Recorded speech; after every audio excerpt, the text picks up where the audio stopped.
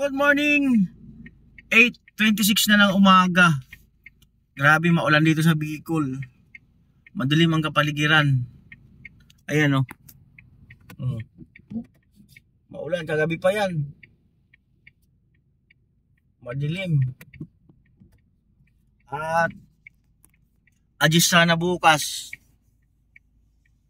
Parang plano ko sanang mag-start bukas yung ina-chinchin ng paghukay, layout. Kaso ito, grabe ulan.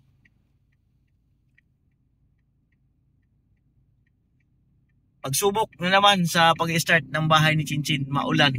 Sige lang. Ganun talaga pagka per months. Itong kinagwin ay kakabit, bintana na lang, tapos retouch na lang ng mga pintura at may mga pipinturahan pang bagya. So pupunta ako ngayon doon, pati yung team, at para makita yung yung iba pang gagawin na bahagya. Yun lang po, update lang po ako sa inyo na maulan po ngayon dito sa Bicol. At mukhang pagsubok to sa pag-start sa pag-uumpisa ng bahay ni Chinchin. Maulan talaga.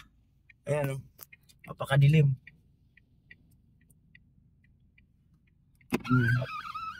Dilim ng kapalibutan.